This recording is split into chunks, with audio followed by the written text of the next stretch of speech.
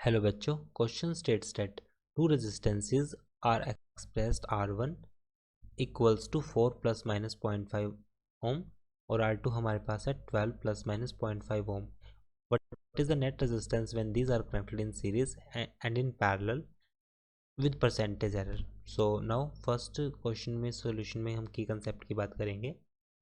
की concept for this question, की concept हमारे पास जो क्वेश्चन है हमारे पास वो एरर्स के रिलेटेड है. और हम जानते हैं कि जैसे अगर मुझे रेजिस्टेंस को सीरीज़ में जोड़ना है तो हमेशा रेजिस्टेंस को सिंपली हम ऐड करेंगे R1 plus R2.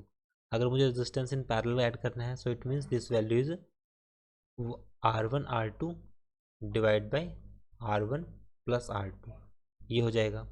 And we also use a concept of relative error. Relative error का कंसेप्ट भी हम यहाँ पर यूज़ करेंगे. It means change in error for series divide by RS, ये हो जाएगा. तो अब इसमें देखेंगे फर्स्ट में अगर मैं बात करता हूँ फॉर सीरीज़ कम्बिनेशन के लिए. सीरीज़ कम्बिनेशन के लिए मुझे रेजिस्टेंस इन सीरीज़ चाहिए प्लस डेल्टा ऑफ RS मुझे यहाँ पर चाहिए. सो यहाँ पे अगर देखा जाए तो अगर हम इसको सीरीज़ में कनेक्ट करते हैं सो RS की वैल्यू डायरेक्ट रेजिस्टेंस जो मेन वैल्यू होगी हमारे पास RS के लिए वो हो जाएगा 4 plus 12. This value is 16 ohm. Now if we have to find out resistance in series, that is delta of RS divided by RS with percentage error के लिए 100 से मल्टीप्लाई किया because with percentage error मुझे find out करना है with percentage error. That's why I found this value delta of RS divided by RS into 100. delta of RS कितना होगा? अगर delta of RS की बात करें so this value is 0.5 and this value is 0.5 plus 0.5 this value is 1 divided by RS की value 16 है. 100 से इसको मल्टीप्लाई किया सो 100/16 ये वैल्यू हमारे पास आएगी 6.25%. सो हम इसको लिख सकते हैं रेजिस्टेंस इन सीरीज में 16 प्लस माइनस 6.25%, ये आ जाएगा. अब हम बात करेंगे फॉर पैरेलल कम्बिनेशन के लिए.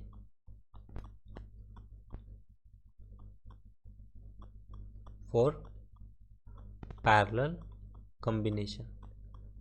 कम्बिनेशन के लिए यहाँ पर देख सकते हैं कि जो रेजिस्टेंस इन पैरेलल के लिए जो फॉर्मूला हमने अप्लाई किया है R1 R2 divide by R1 plus R2 equals to 4 into 12 divide by 16. तो यहाँ से वैल्यू आएगी हमारे पास 3 ओम. और अगर मुझे रिलेटिव एरर्स निकालना है delta of RP divide by resistance in parallel equals to first R1 के लिए डेल्टा R1 बाई R हो जाएगा. अब साथ में हम परसेंटेज के लिए 100 से मल्टीप्लाई करेंगे परसेंटेज रिलेटिव एरर निकालने के लिए. सेकंड केस में delta R2 divide by R2 होगा. थर्ड में R1 प्लस R2 दोनों को हमने जोड़ रखा है. इट मीन्स यहाँ पर ये हमारे पास कंडीशन बनेगी सीरीज़ के लिए delta of R1 plus R2 divide by R1 plus R2 into 100, ये हो जाएगा. अब डेल्टा ऑफ R1 कितना है? अगर डेल्टा ऑफ R1 की बात करूं सो दिस वैल्यू इज़ 0.5 और ये वैल्यू हमारे पास है 4 into 100 plus this value is 0.5 this value is 12 और यहाँ पर आ जाएगा हमारे पास 100 और ये वैल्यू थी हमारे पास 0.1 सॉरी ओनली 1 थी. और R1 प्लस R2 हमारे पास आया था 16. 1 डिवाइड बाई 16 इंटू 100. इक्वेशन को सॉल्व करते हैं. सॉल्व करने के बाद हमारे पास जो ओवरऑल वैल्यू बचेगी दिस वैल्यू इज़ 23%. सो अब हम बात करेंगे हमारे फाइनल आंसर की.